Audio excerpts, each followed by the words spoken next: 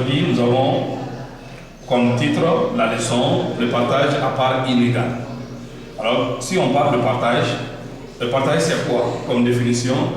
Un partage, c'est diviser un ensemble d'éléments entre des choses. Ça peut être des cailloux, ça peut être de l'argent. C'est un partage qu'on parle. Alors, aussi, on parle d'un partage à part inégale. Ça veut dire que les parts ne sont pas les mêmes.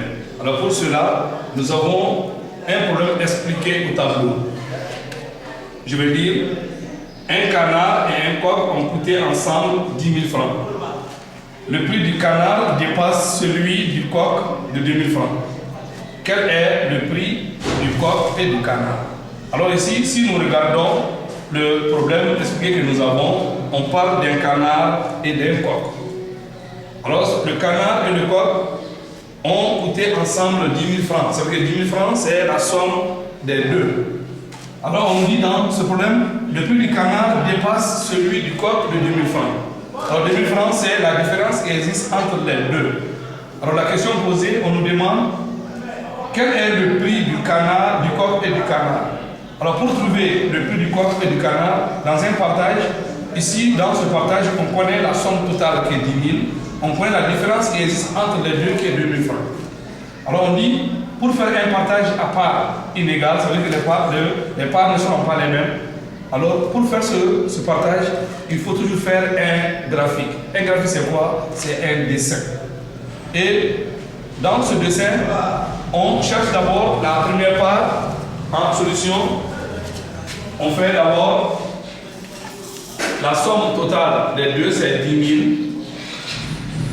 La première part, c'est le coq. La deuxième part, c'est le canard, qui a une différence de 2 000 francs. Alors, il faut toujours faire le graphique. À partir du graphique, on cherche la petite part, qui est le prix du coq. C'est d'abord le prix du coq. Le prix du coq.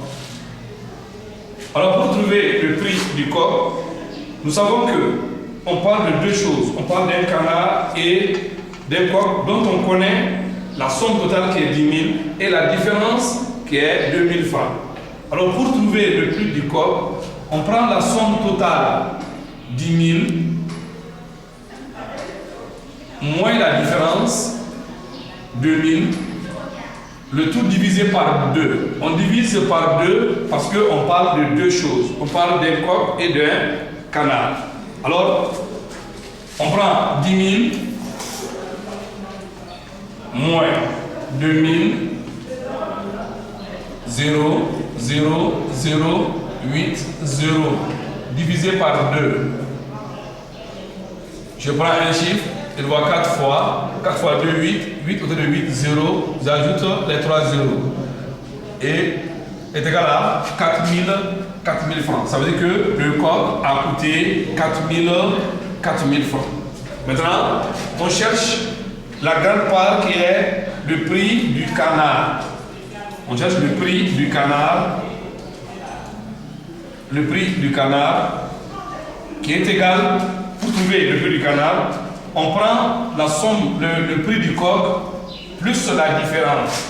Donc on prend 4 000 francs plus 2 000 francs. On pose 4 000 plus 2 000.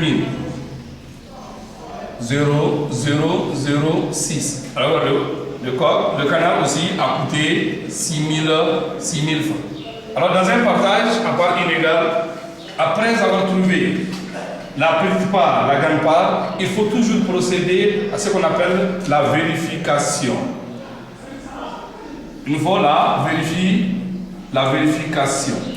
Alors dans la vérification, comment vérifier? On prend la petite part, le prix du coq, 4 000 francs, plus le prix du canard, on les additionne.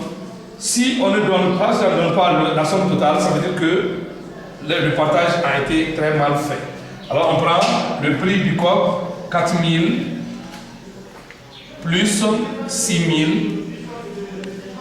0, 0, 10. Alors on voit que notre partage a été bien effectué. Ça veut dire que on a vérifié, il faut toujours vérifier le partage à part inégale. Voilà ce que je peux dire sur cette leçon.